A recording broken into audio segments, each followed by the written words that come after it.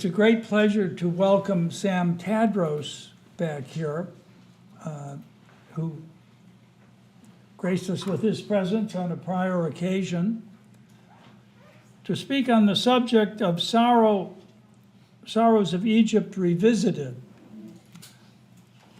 The first part of that phrase he's taken from Fouad Ajami, who was a wonderful Arab-American scholar here at Zeiss, but Sam has added on the revisited part. And since he himself is an Egyptian, he can speak directly about both the place and its sorrows and its future and its relationship to the United States and what that relationship ought to be and how it ought to be pursued by us.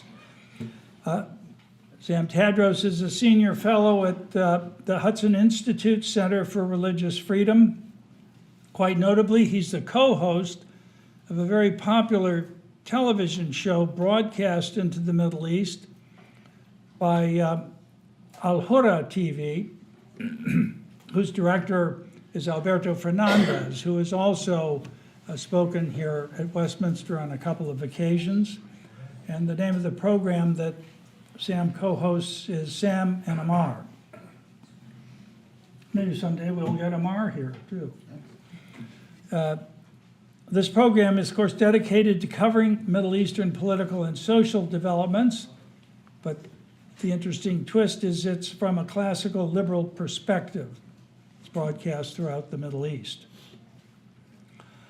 Sam is also a distinguished visiting fellow in Middle Eastern Studies at the Hoover Institution and a professional lecturer at Johns Hopkins Zeiss.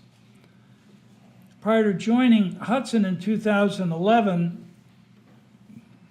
Sam was a senior partner at the Egyptian Union of Liberal Youth, an organization dedicated to spreading classical liberal ideas in Egypt. He received his MA in Democracy and Governance from Georgetown University and a BA in Political Science from American University in Cairo.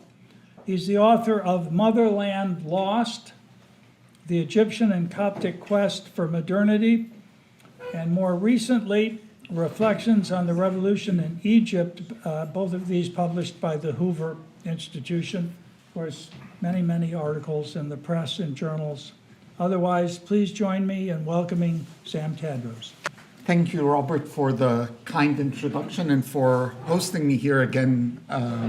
It's always a pleasure to come to the Westminster Institute, and I see a lot of friends and familiar faces, as well as engage with the people that attend these important discussions.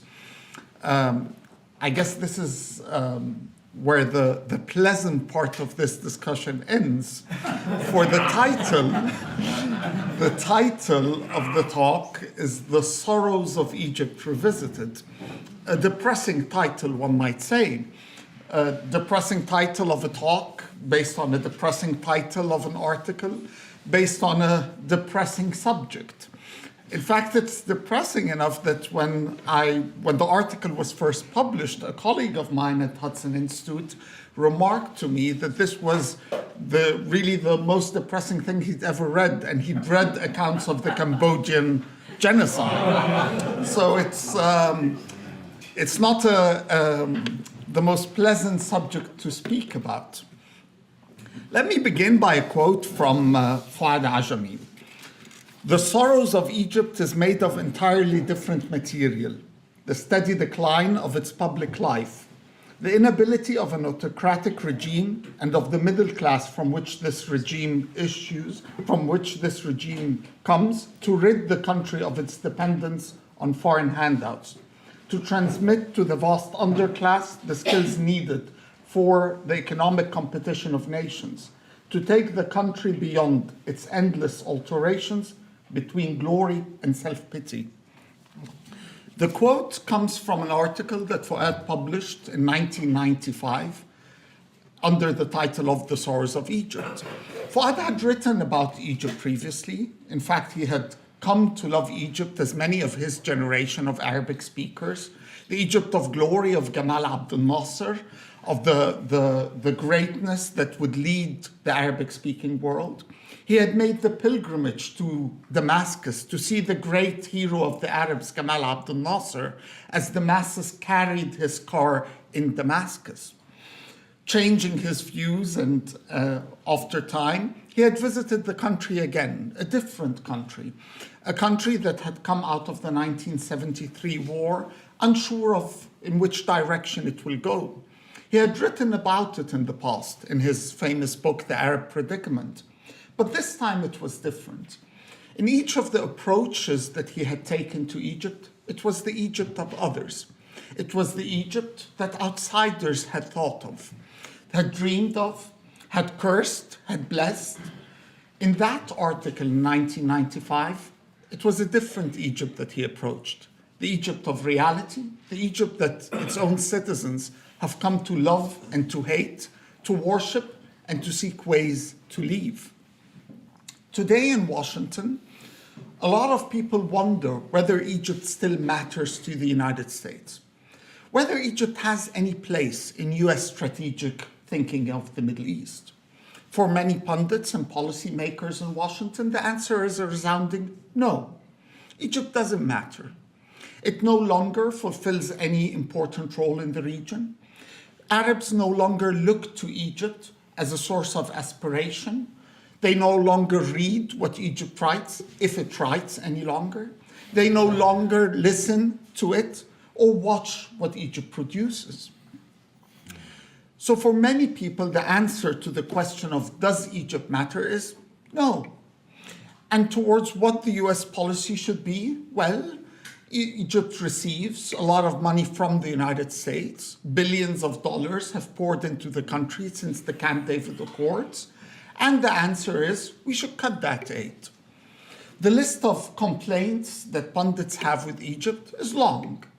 Its internal policies, human rights record, dismal human rights record, lack of any democratic transition in the country, its foreign policies, from support to Bashar al-Assad in Syria, to support for General Haftar in Libya, its policies, economic policies, lack of movement and improvement in its economy, President Sisi's obsession with mega projects that produce no future for his country. The list is very, very long. But the cutting aid option, or the policy recommendation, begs the question of what then? Will cutting military aid to Egypt lead to Egypt transitioning to democracy tomorrow? Will it lead to an improvement of the US strategic interest in the region? These are questions that few are asking in the first place. Egypt is a problematic ally for the United States and has been for a very long time. But if the United States is to ever understand that problematic ally, if it is ever to salvage what remains of that alliance between Egypt and the United States, then it needs not to look at the Egypt of imagination, the Egypt of frustrations, the Egypt that people imagined would lead the region into peace with Israel and prosperity, or lead the region during the Arab Spring to a democratic future, and instead deal with the Egypt of reality. A more depressing picture, but a real one. And it's that picture or that journey that we will take today as we go and visit that country that Fouad Ajami said, a jaded country, and see the sorrows of that country. Fouad Ajami, when he, in his article, he began with a quote, "At the heart of Egyptian life, there lies a terrible sense of disappointment. The pride of modern Egypt has been far greater than its accomplishments. The dismal results are all around: the poverty of the underclass, the bleak political landscape that allows an ordinary officer to monopolize political power and diminish all would-be rivals in civil society, the sinking of the country into sectarian strife between Muslim and Copt, the disarray state, the dreary state of its cultural and educational life.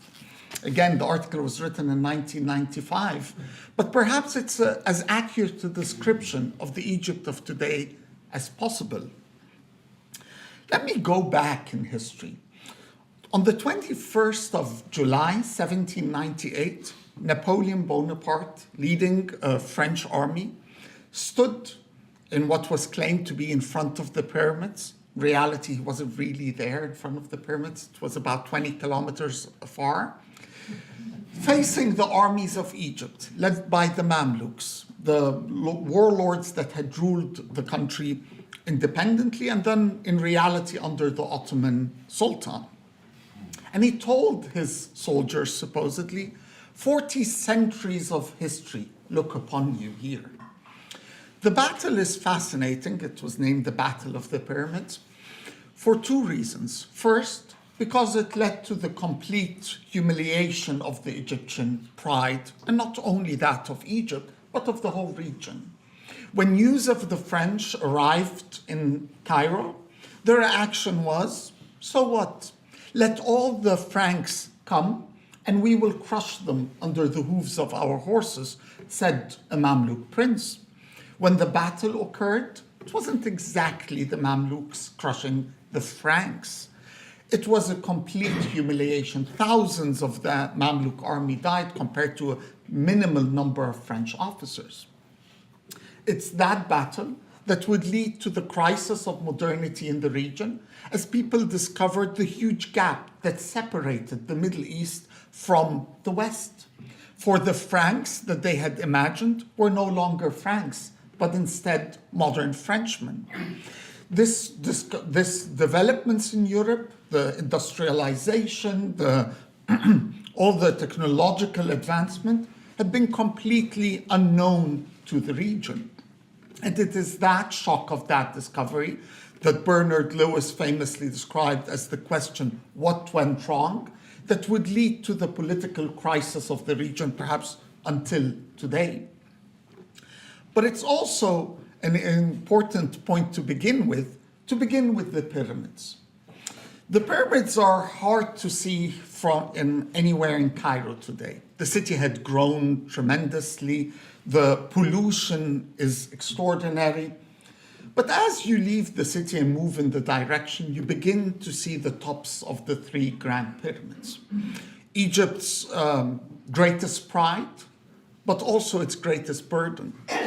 I was once asked what I would do if I had one thing that I could do to change Egypt's trajectory to the better, what I would do.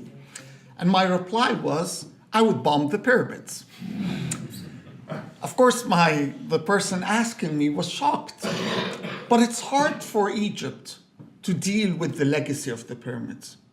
It's hard growing up in a land where the pyramids are so present, realizing that the past will always be greater than the future, that Egypt's modern accomplishments mean nothing compared to its past, that millions of tourists come from all over the world to see what our ancestors have built, and what have we to offer today next to the pyramids.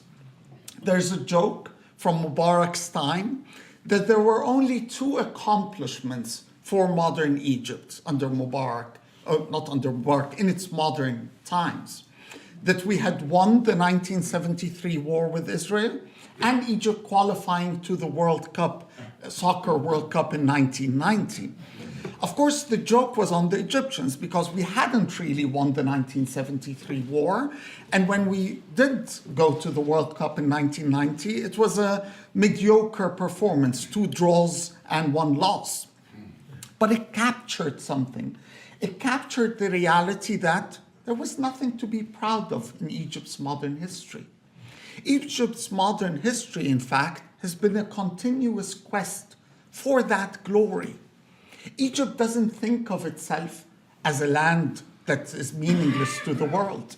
It's a land that kids in schools in America and all around the world learn of. It is not some desert that no one has ever heard of. People know its story from the Bible, from history, the pharaonic history. In fact, in Egypt's sense of itself, it is the center of the world. Egyptians love to call the country Dunya, the mother of the world. When you read the Egyptian description of their country, it is as if the whole world started and ends in Egypt. The pharaohs built their civilization there. Rome depended on that province for food coming to serve the whole empire. Christianity had built a pillar in the country, with its Church of Alexandria becoming a central pillar of the early Christian church, and Islam had made it home. In fact, from the Egyptian narrative, cities like Damascus and Baghdad were meaningless. Sure, the Umayyads and the Abbasids had built their caliphates there, but it was really in Egypt that Islam became central to the world. With that narrative and with that sense of grandiosity, the question becomes, what of Egypt of today? Egypt, for the past 200 plus years, since Napoleon landed in Alexandria, has been in that quest for a place under the sun, a place of grandiosity of the past. It has been attempted for many times, and every time has led to greater disappointments. It was attempted by Muhammad Ali Pasha, the Ottoman governor of Egypt, who created or attempted to create a modern state, building or attempting to bring modern technologies from Europe and building his own dynasty and empire in Egypt. That ended with failure. It was attempted by his grandson, Khedive Ismail, who thought that he would create an empire in Africa and would create Paris on the Nile, as Cairo would be called. And it again ended in bankruptcy, and then a couple of years later in British occupation. That moment of grandiosity and enthusiasm was attempted again in what is called Egypt's liberal age from 1919 to 52. That same spirit drove Gamal Abdel Nasser and the dream of Egypt leadership in the Arab world. It came to Sadat after 1973 and the hope of American deliverance. It came in the form of a revolution in 2011 that would hopefully change the face of the country. Or for the Islamists in the rule of Mohammed Morsi and the Islamic State that would be established. Or in the form of President Sisi and his dream of making Egypt, as he said, it is Dunya and will be as big as the whole world, ad dunya. And all of these attempts have ended in disappointment. In none of these attempts has Egypt succeeded in finding its place, in achieving success, in becoming great like those other countries. That burden of history and that reality of miserable failure is a tough combination to deal with, because it pushes the country always to seek that glory. Egypt doesn't accept the mediocre state. The only one of Egypt's rulers really who thought of mediocre nature as something good and acceptable was Hosni Mubarak. Different from all of Egypt's presidents, the man had no aspirations. He was described by Fouad Ajami as a civil servant with the rank of president. It was the best description you could give the man. Early on in his rule, he had been asked by one of his interviewers, how do you feel sitting on a seat that Gamal Abdel Nasser and Anwar Sadat have sat upon? Giants of men. Took Egypt in two very different directions, but giants nonetheless. Mubarak, not understanding the significance of it, looked down at the chair and told him, if you like it, you can take it. At the time of the end of his rule, he was in one of those meetings with intellectuals that he would hold before the Cairo Book Festival. An intellectual told him, you're going to rule us for life, that's fine. Give us a future, give us a constitution that's democratic, give us a future after you so that history will remember you. Mubarak looked at him and told him, "History, Muhammad." The intellectual was called Muhammad Said. "History, Muhammad?" He told him, "Yes, Mr. President." And he replied, "Muhammad, I'm not into history or geography." That was Hosni Mubarak. For a long time, that was acceptable to Egyptians. The man that fate or the bullets of Khalid al-Islambuli had given them on that day, on 6th of October 1981, when Sadat was assassinated, was after all better than the blind sheikh. Facing the option of an Islamist rule of Egypt as after they had killed Sadat, Mubarak, mediocre as he was an acceptable solution. The country never warmed to him, but then what other alternative did they have? Over time, and I'll get to that, the country, of course, discovered that mediocrity was not for it. Today, Sisi is trying to give it something else. Unlike Mubarak, he has bonded with the country because he has tapped into that Egyptian sense, that Egyptian desire for greatness. Which brings me to describe the state of Egypt today and of its political landscape. Again, I go back to Ajami in 1995.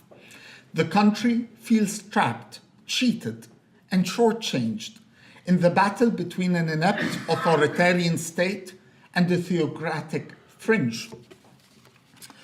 Before we talk about the state and the theocratic option, let us look at the other alternatives in that country. What alternatives do Egyptians have on the political landscape? When Fouad was writing in 95, he began with the liberal option. At the time, that was represented in the form of the Wafd Party, Egypt's glorious party of old that had led it in the liberal age and that had made a comeback when Sadat began to open the political landscape in 1978 before closing it a few months later. It had again made another comeback in 1984 by court order at the time, but quickly lost whatever appeal or standing for liberal principles it had when it decided to ally with the Muslim Brotherhood, its enemy of old, in an election alliance. Those liberals who claimed the mantle would repeat a similar story as they allied with the Muslim Brotherhood to bring Mubarak down and continued to defend it as an acceptable alternative to the Egyptians. Then there were the Nasserites. For a man that really lacked a clear ideology, Gamal Abdel Nasser, it's remarkable how millions of followers he left in the country and all around the region. After the man had died, many had attempted to fill that vacuum, but no one had rose to that level of greatness of becoming the idol of the Arabs. Others outside of Egypt, Saddam Hussein, Muammar Gaddafi, had attempted to fill that role. Inside Egypt, you could attack the government, of course, from a Nasserite perspective.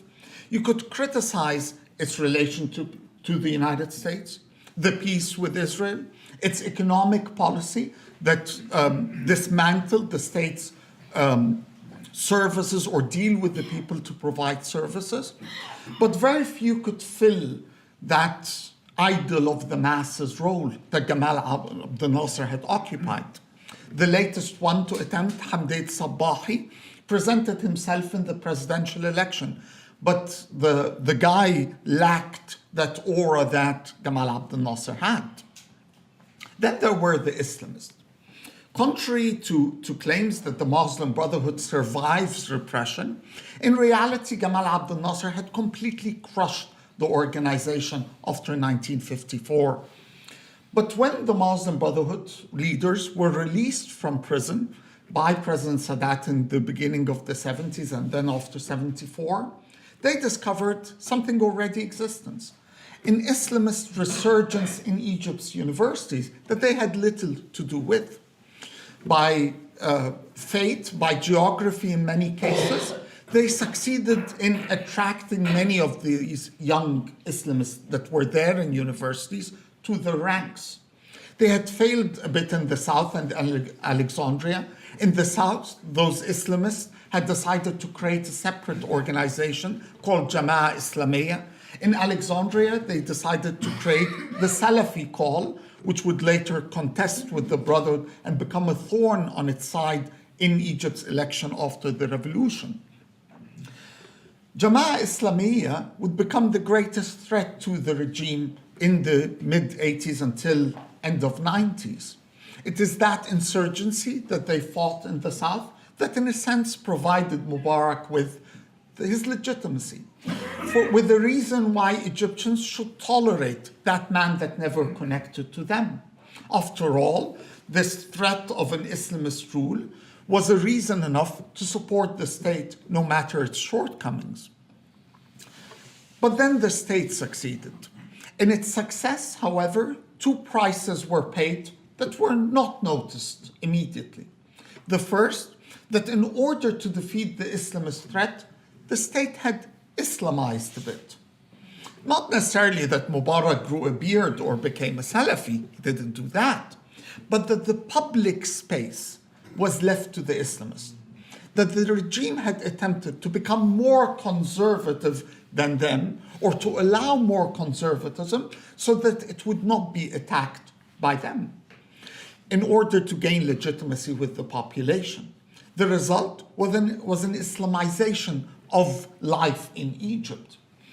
Many signs were there of that. In the economic sector, the growth of these Islamic-driven companies that came at a moment to dominate the economy. At the social level, of this increasing conservatism that you saw in the number of women wearing the veil, in all of these social signs. But the second price was more interesting. The second price was that by success, there was no longer any reason for Egyptians to tolerate Mubarak. By virtue of no longer there being an Islamist threat, why should Egypt accept a man? The Muslim Brotherhood's success in presenting itself more moderately during those decade or so after the defeat of the insurgency, as well as the removal of that threat of an Islamist takeover of Egypt, allowed, in a sense, the Egyptian revolution to spring and to succeed. Had the Egyptian revolution, from its first day, been presented by a guy with a long beard, instead of the Google executive Wa'il Ghunaim, it wouldn't have garnered the same level of support inside Egypt, nor would it have likely gotten the praise and the nice coverage that it received in CNN and eventually in the White House itself. The Muslim Brotherhood, or the revolution that occurred, it is often common today to speak of it as a moment that passed, that Egypt is back to where it began. A military ruler instead of another military ruler, younger this time. He's going to remain for another, God knows how many years. They're changing the constitution these days to allow him to remain until 2034. And still there's no democracy, no human rights, none of these. But that, of course, commentary misses the difference between those two men, Hosni Mubarak and President Sisi, and misses the impact of the revolution on the Egyptian population. The revolutionary upheaval, the threat of the Islamists, the insurgency in Sinai, the regional upheaval all around Egypt has left its mark. Egypt, that always thought of itself and still thinks of itself as not a normal country, as the mother of the world, today looks at the region around it and says, we don't want what's going on in the region. A common phrase in Egypt is, at least we're not Syria and Iraq, or at least we're not Libya, or at least we're not Yemen. There are very few good options to look at in the region. And, of course, President Sisi, unlike Mubarak, has offered the country something, a vision of greatness, a vision that would fit Egypt's sense of grandiosity of itself, a vision that is likely to end in failure, as in all of Egypt's previous quests, and add to the burden of history and of failure, but a vision that Egyptians, or some of them at least, can cling to at the moment as deliverance from Egypt's endless quest? Let me move to from Egypt or inside Egypt to Egypt and the world, or where Egypt fits in the region. Fouad said of Egypt that Egypt was the last to proclaim the pan-Arab idea and the first to desert it. Egypt that provided the Arabs with Gamal Abdel Nasser and the dream of leadership to unite the whole region was, however, a country that had little to do with the Arab idea. In fact, when the first Arab nationalists began to develop their ideas, Egypt wasn't even there in their imagined Arab nation. It had always been, in a sense, an independent country. Even under the Ottomans or the Mamluks, or before that the Abbasids or the Umayyads, Egypt had always been ruled as one unit. In the Levant, you had a governor in Aleppo, a governor in Homs, a governor in Damascus, a governor in Tripoli. Egypt was always one unit ruled by one guy, even when it was part of a larger empire. It was a country that first discovered the ideas of Europe, of nationalism, as it came after the French invasion of the country. Even when Egypt adopted Arab nationalism as an ideology for the region after Gamal Abdel Nasser, it was in a sense an attempt of Egyptian hegemony. It was in a sense an attempt of using Arab nationalism, which we never really warmed to, as Egypt will become the prime player of the region. Egypt has many things to offer to the region, from educated lawyers and doctors and engineers that could then be sent, or educators be sent to these countries, or that these underdeveloped countries would become a market for Egypt. But the Arab idea gave Egypt nothing but disappointment. In the sands of Sinai in 1967, Egypt discovered the reality. It is often common today to talk about Egypt's loss of primacy as a result of Mubarak's years of stagnation. In reality, the man that had waved the white flag and admitted that Egypt couldn't become a leader of the region was Gamal Abdel Nasser himself. In the Khartoum conference of 1968, famous for the 3 no's to Israel of no peace and no normalization. But with these 3 no's, he had given a yes to King Faisal of Saudi Arabia, where the Egyptians would withdraw from Yemen and allow the Saudis to decide the fate of that country. His successor, Anwar al-Sadat, was much clearer. Egypt would have nothing to do with the troubles of these Arab countries, making his separate peace with Israel and not getting involved in those inter-Arab fights. The price, of course, was Egypt would be kicked out of the Arab League for its decision to have peace with Israel. And with the Arab League leaving Cairo and a non-Egyptian becoming the head of it. Stop moving your head back and forth. It's annoying. Sorry, go ahead. I'm sorry, it's distracting. With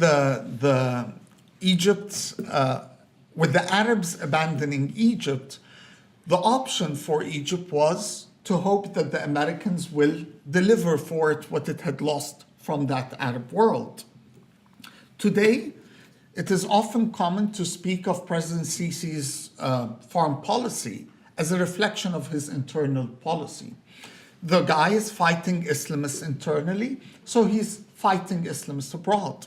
Or to think of Egypt as a potential ally, a Sunni power that can play a role in countering Iran in the region.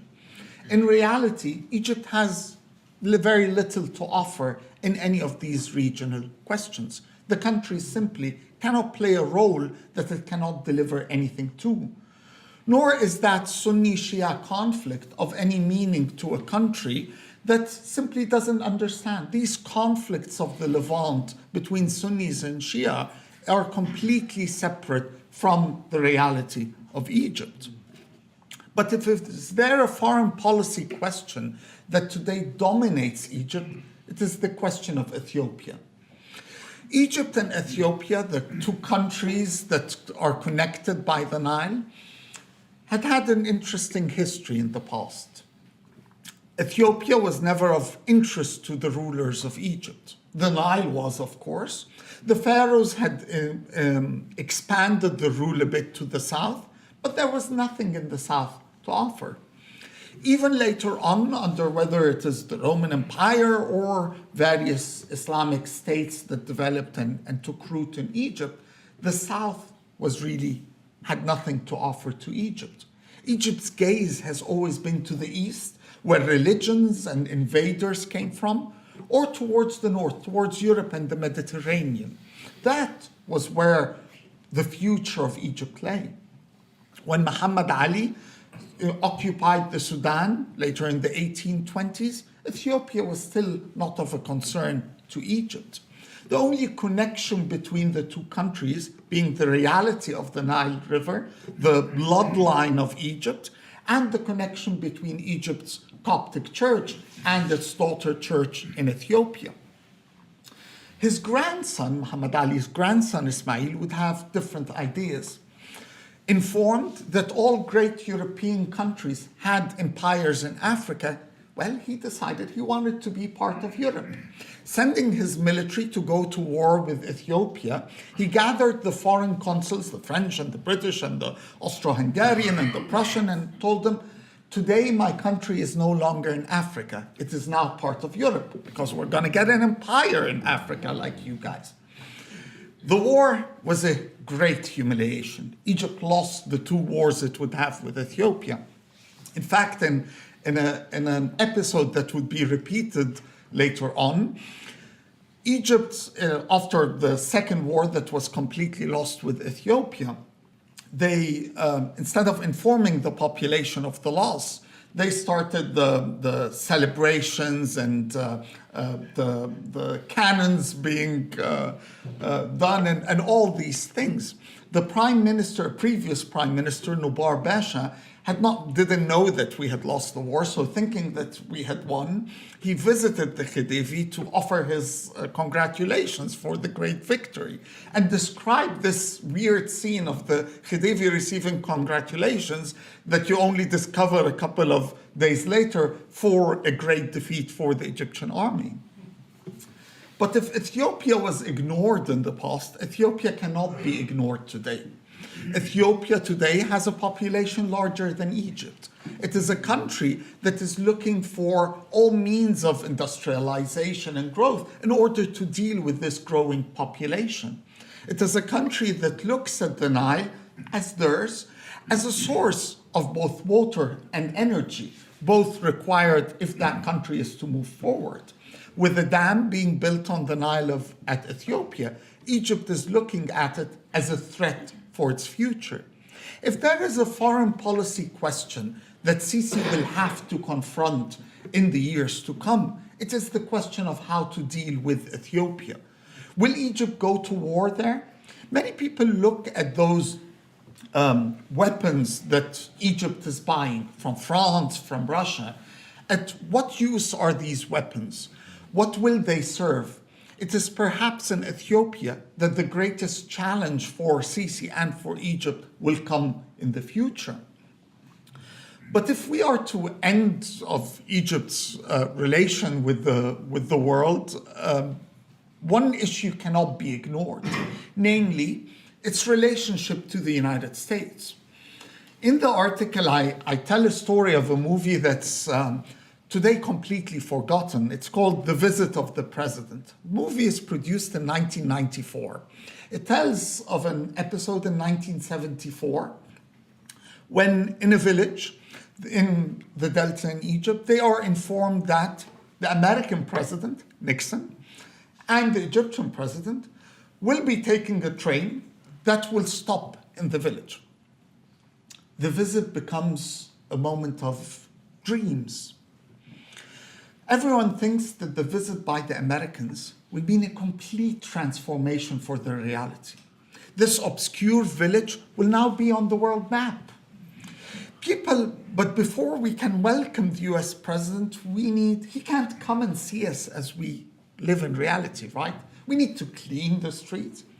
We need to wear different. We follow for an hour and a half the villagers as their lives are transformed. You start seeing cowboy hats and jeans, and people start learning the American anthem. They have a band that's going to play the American anthem for the US president as he comes.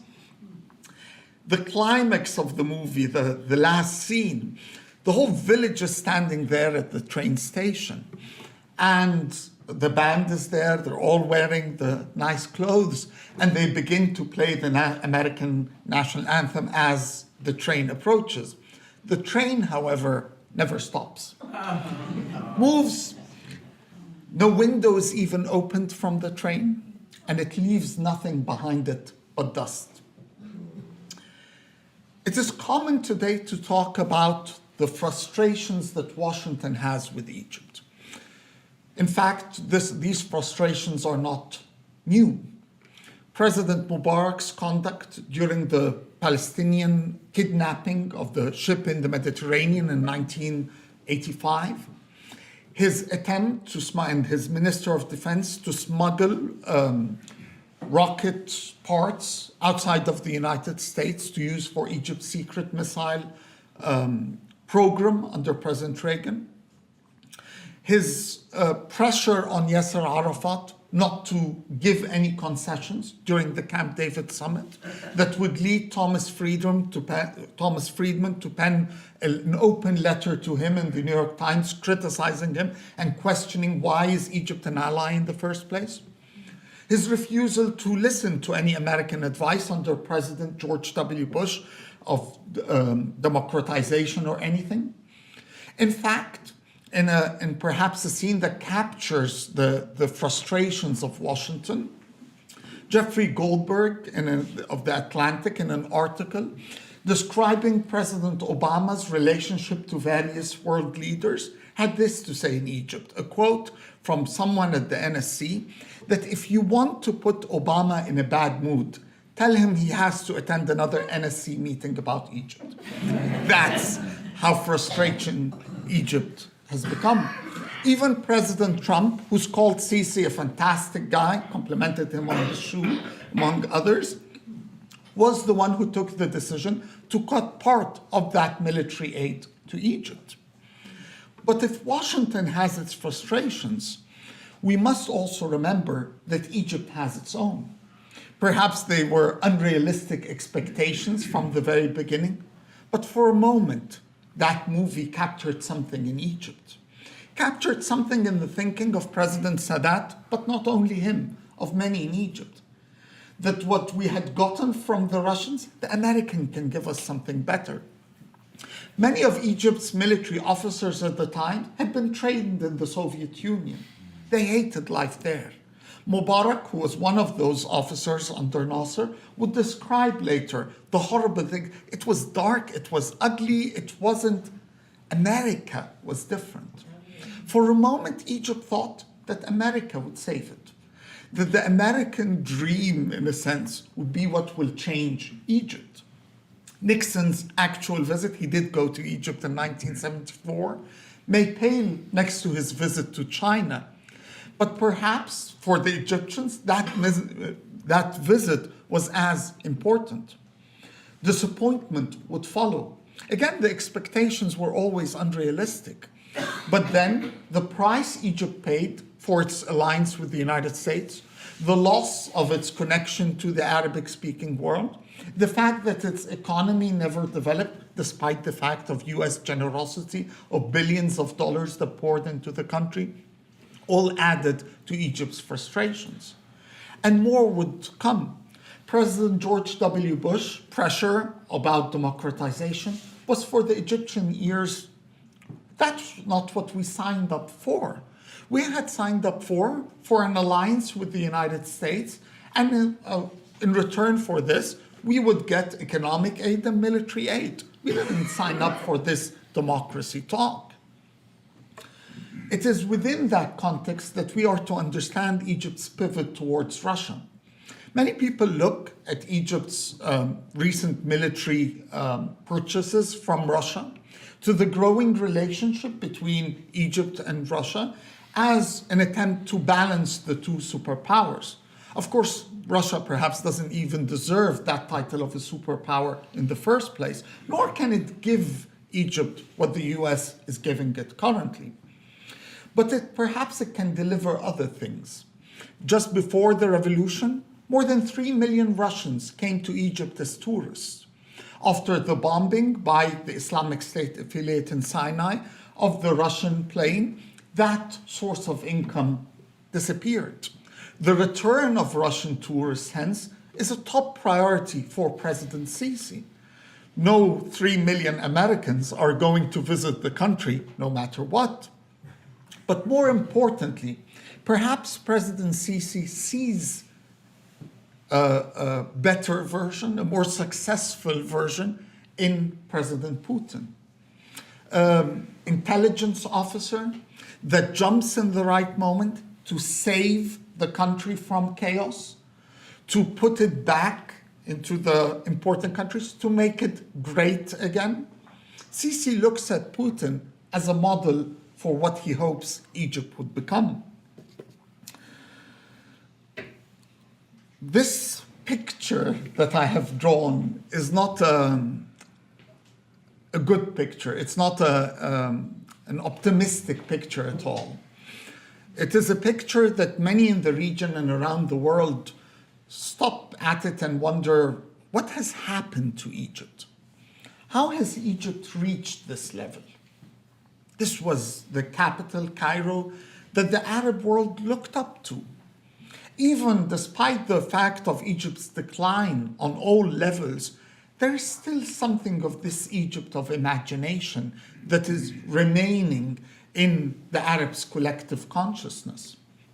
What has happened to the Egyptians?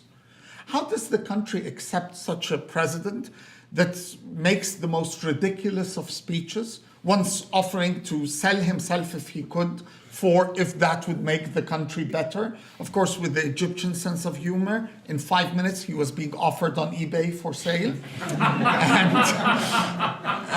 I mean, the description was fascinating. A president from a used president from a military background. and after the BBC and CNN and others reported it, of course, eBay had to remove the thing, who's famously said that he spent 10 years of his life with nothing but water in his refrigerator. No idea how he survived. Anyway, how has Egypt reached this level? It's common for many to blame Sisi, to see Sisi as a reason for Egypt's decline, to see Sisi as the reason for the frustration. Egypt didn't live up to people's expectations of it. In reality, however, Sisi is not the reason for Egypt's decline, neither was Mubarak before him, but merely a reflection of the reality of the country, merely a reflection of the burdens of Egypt, of the sorrows, of that continuous attempt to reach that place under the sun, and of the continuous failures.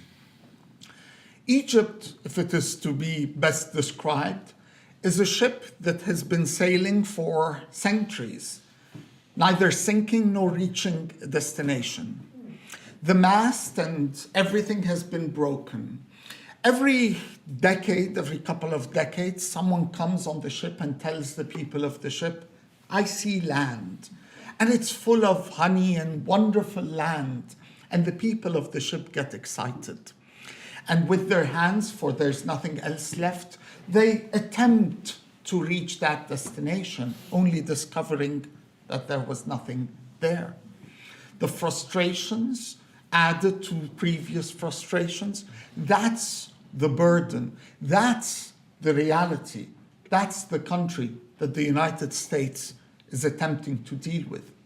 If Washington is to ever succeed in building an alliance with this troublesome ally, it is by dealing with that real Egypt, and not the Egypt of imagination that would lead the region to peace or to democracy, not the one that policymakers and pundits have been imagining, but the country that is filled with these sorrows.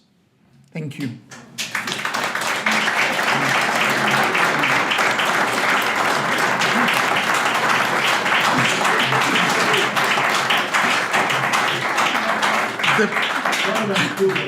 I promised a depressing talk. I hope I delivered.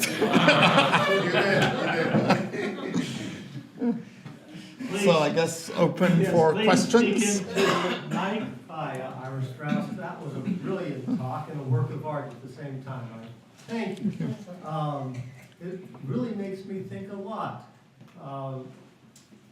It seems to me what you presented is an Egypt that remembers back when the Nile gave a comparative advantage 3,000 years ago and was a leading civilization and will always be unhappy that that comparative advantage has long since flowed out into the Mediterranean. The questions in my mind are, it seems to me you presented, in fact, Mubarak is the fellow who got it just right, even though you may not phrase it that way. Just pursue our national interest, which is to align ourselves with the leading powers in the world.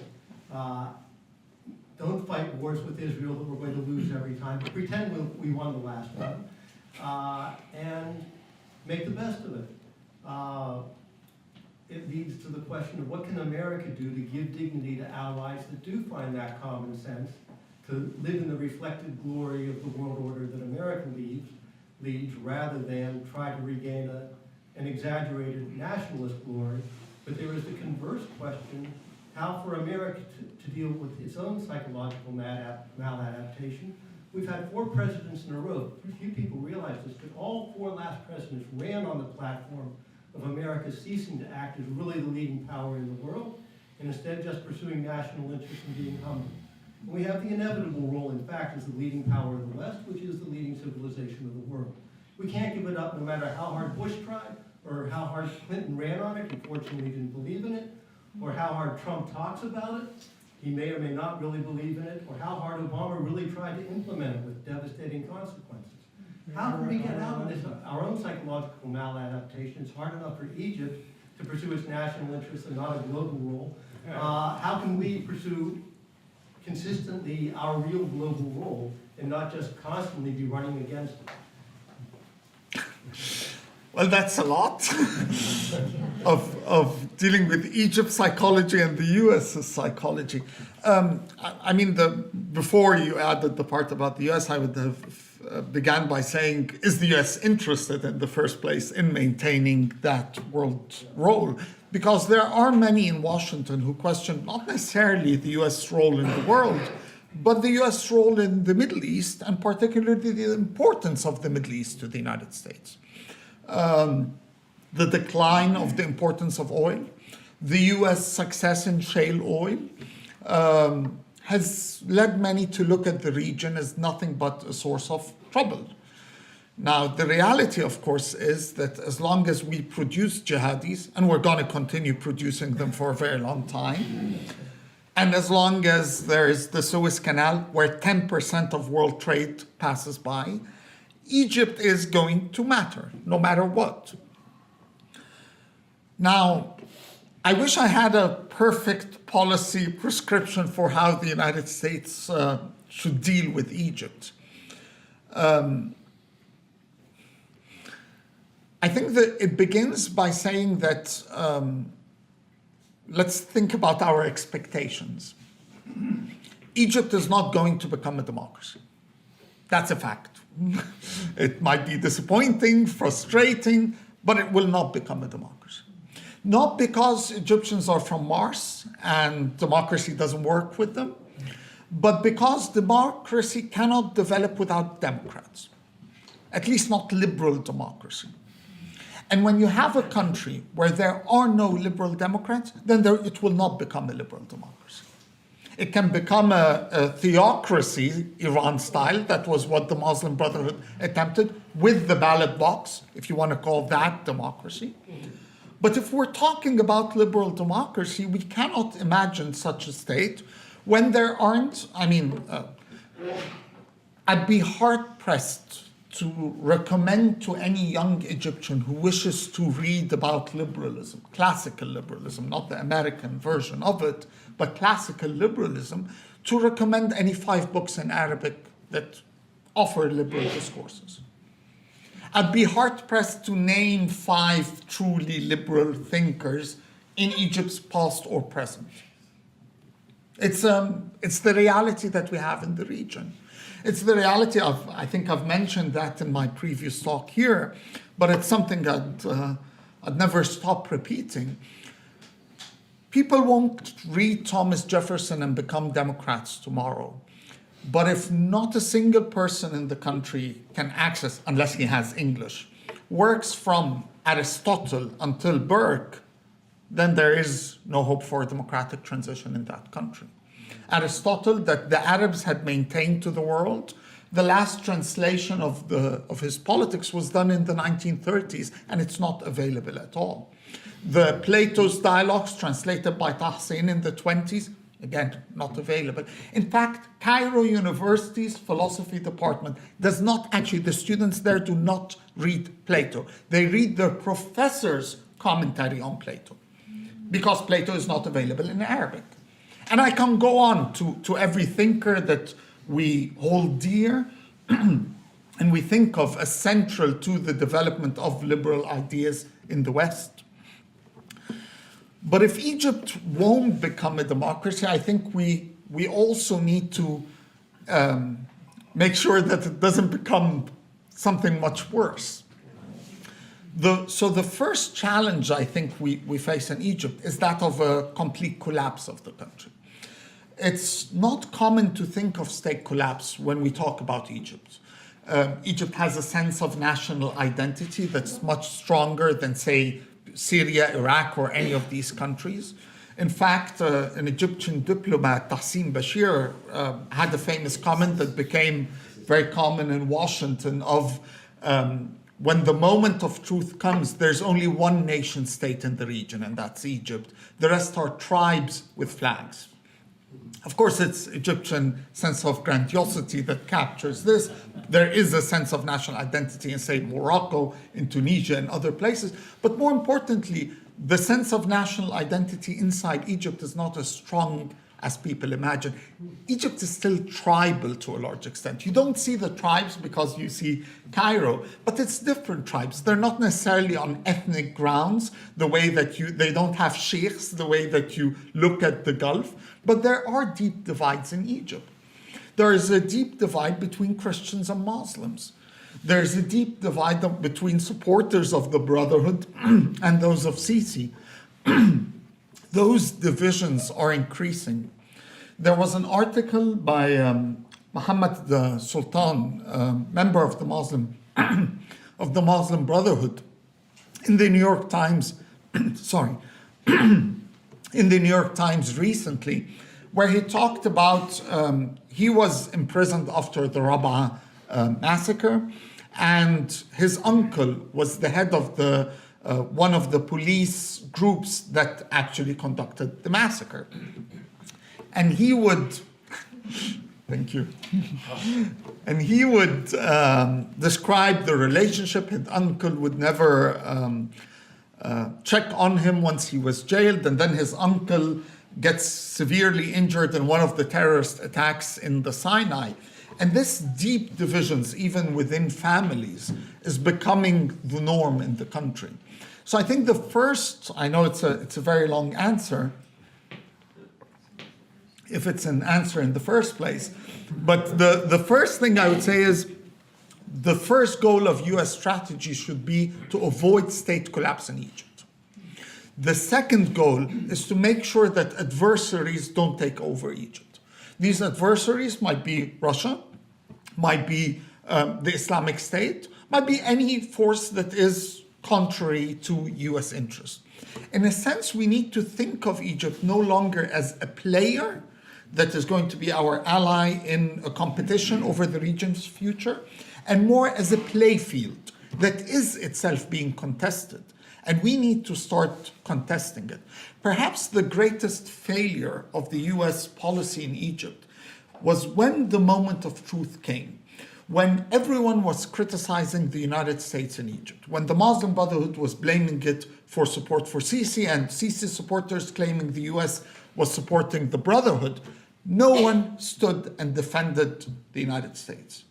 That is the ultimate failure, the failure to build a constituency in Egypt, despite the fact of how deep the relationship and the amount of money that was poured in the country. Are there any economics? Sorry, they're passing the mic, sorry. From my own travels in Egypt, I found them to be a little desperately I found the Egyptians to be, although desperately poor, generally a happy and cheerful people in spite of their poverty. And you mentioned about descent with links with the Arabs. And I recall a fellow being referred to as an Arab and correcting the hostess, no, he was an Egyptian. But it strikes me that Egypt is like Cairo, suspended between construction and decay. That's a good line.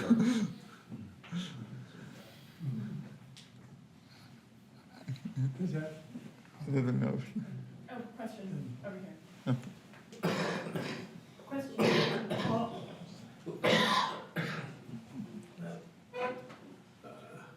Thank you for a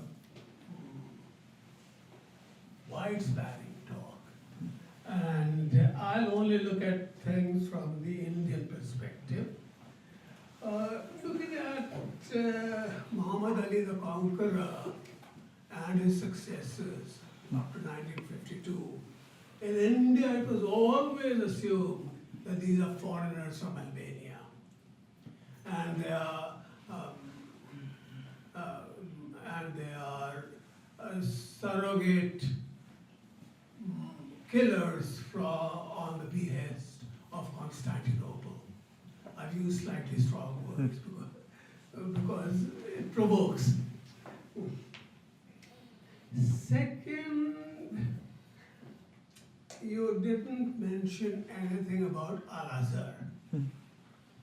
Indian students who go to Al-Azhar are subsidized by the government of India, and they come back shocked by the level of Islamic fundamentalism coming out of Al-Azhar, and the Al-Azhar's impact on the rest of the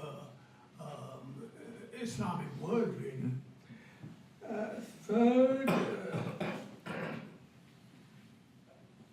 Nasser's attempt at Arabization, the UAR. Would you comment something about that? Okay. And I think there are too many other questions, so I'll stop there. Sure. On Al-Azhar,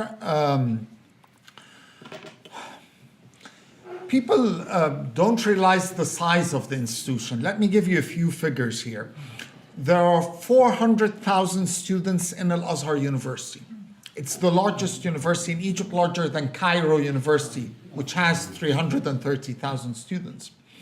1.7 million Egyptians study in Al-Azhar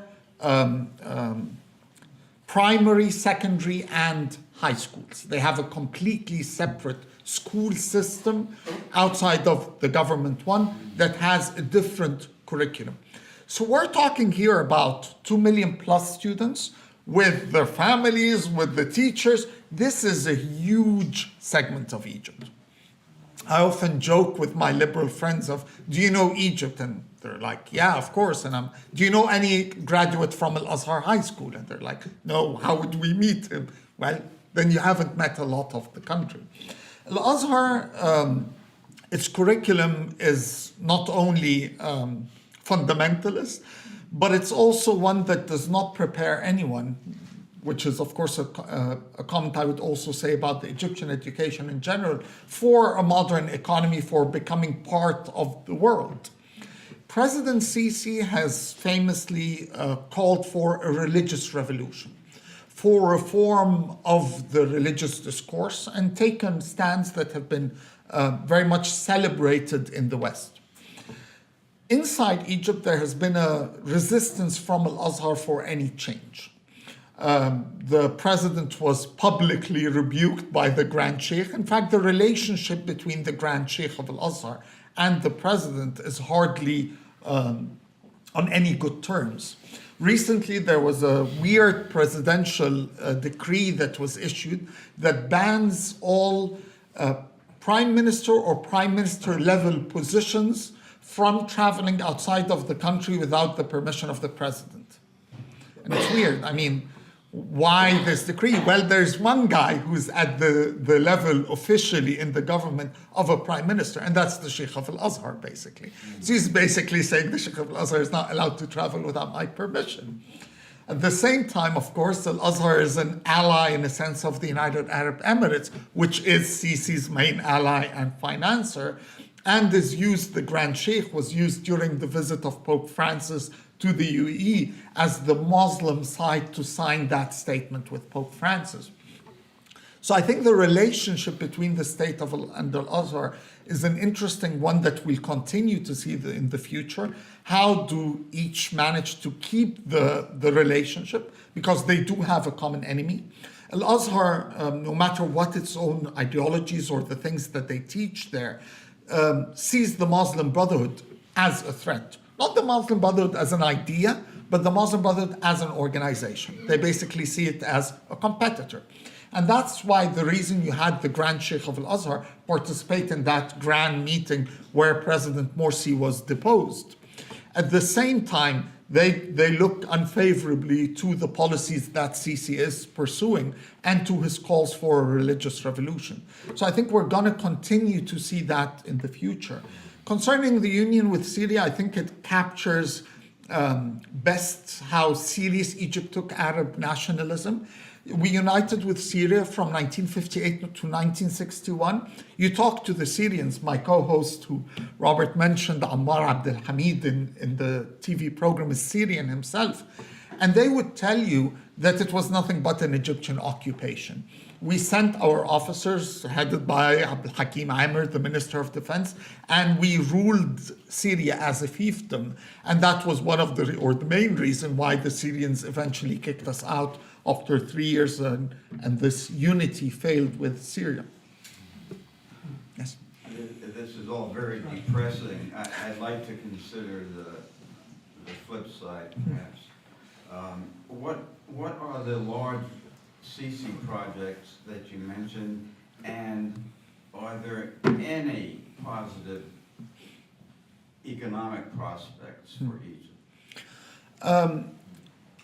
President Sisi, unlike Mubarak, is very interested in big things. Mubarak wasn't, I mean, you could hardly point to something and say, this is the grand achievement of Hosni Mubarak after he ruled Egypt for 30 years. President Sisi decided to do a second Suez Canal. Now, everyone said that the second Suez Canal wasn't neither necessary, nor did we have the money to spend on it, but we still did it. And they did it in 1 year, despite the fact that it cost much more than doing it according to schedule in 3 years, because he likes that. He's obsessed with the big things. He decided that Egypt is going to reclaim 1.5 million acres in the desert and make them agricultural land. Now, every agricultural expert in Egypt will tell you that this is impossible, that Egypt hasn't reclaimed 1.5 million faddans or acres in the past 100 years, and that we can do that with the reality of the water shortage because of the Ethiopian dam project, but this hasn't stopped him. We're similarly doing a grand new capital in the desert. So he likes the big things. He's not Mubarak. He thinks that he's sitting at the seat of giants. And in a sense, Egyptians love that idea, or at least those of them who support him. The positives, I think there has been a different message on top towards the Copts of Egypt.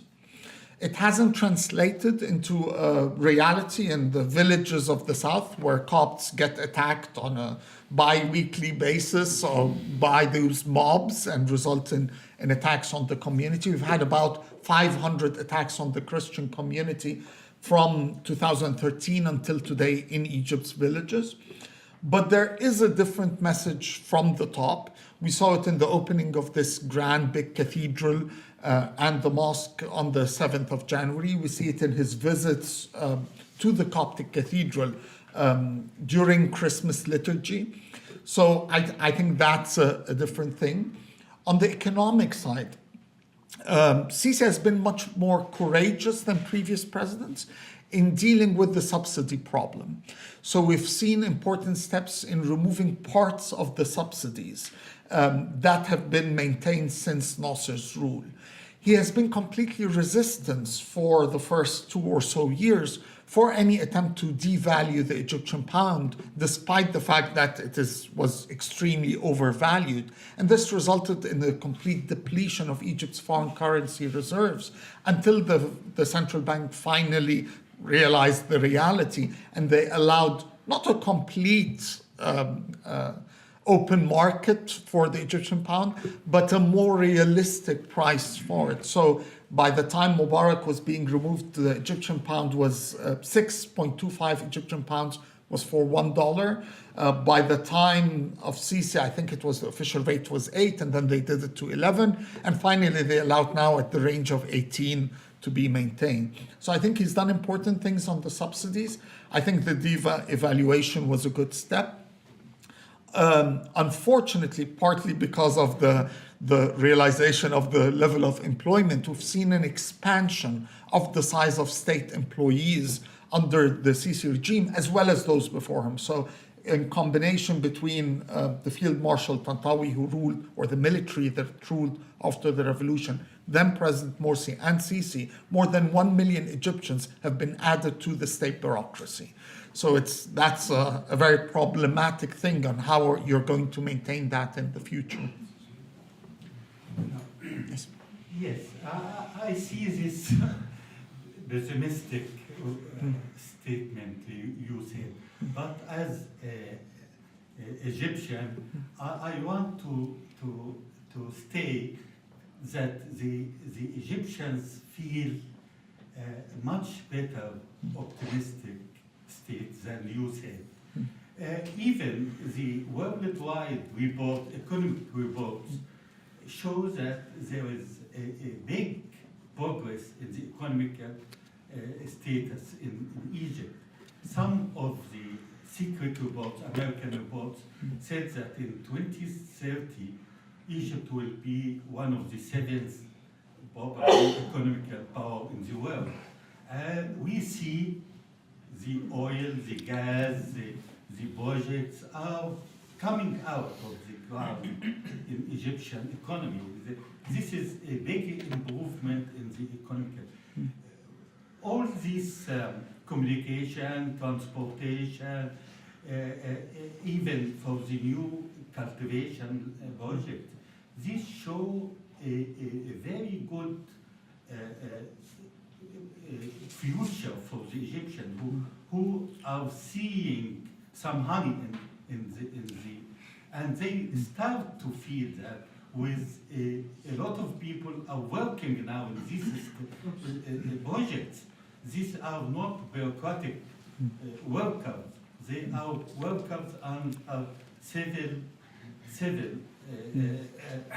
companies under the direction and of control of the army officers who are controlling to be sure that everything is going as it was planned. And so the picture is much better than you are describing. And the people in Egypt are thinking that way. Most of them. We're out of time. Okay. I hope so. I mean, People hold the microphone still in front of their voice. Sorry, we're out of time. If we just let Sam answer this. I mean, nothing would make me happier than being wrong. That's not often something that people say, but I'm Egyptian. I hope the country becomes better. There is no US secret report that says Egypt is going to be in the top economies. This is a report by one bank, and no one took the report seriously. No amount of gas or oil is going to change the reality of 104 million people in the land of Egypt. Egypt, I mean, even if we get the size of the oil that the Saudis have or these countries, we still have a very different size of a population. In the economic side, I think the most worrisome thing is something that you mentioned, which is the increasing role of the Egyptian military in the economy. It's problematic because many of the private companies are now suffering from this encroachment by the military, where the private companies are not allowed to play that role and the military is taking over everything. From the building of roads to the production of pasta, the Egyptian military is playing a role in every aspect of Egyptian life. And that's dangerous. It's not only dangerous economically, it's dangerous because if the moment of collapse comes, if the moment of challenge, in 2011, when Mubarak was falling, people looked to the military as a unifying force in the country. Today, they no longer see the military in that form. Why? Not just because of its political role, but because they no longer see the officer as the hero of the 73 war. They see him as the failing guy who can't run or build a bridge. When a bridge in the south of Egypt collapses 6 months after the military builds it, it tells us a lot about the competence of the military. And that's a dangerous message for a population that has no other institution that could unite us. So I think that it's extremely worrisome, that role that the military is playing on the economic front. Tim, thank you very much.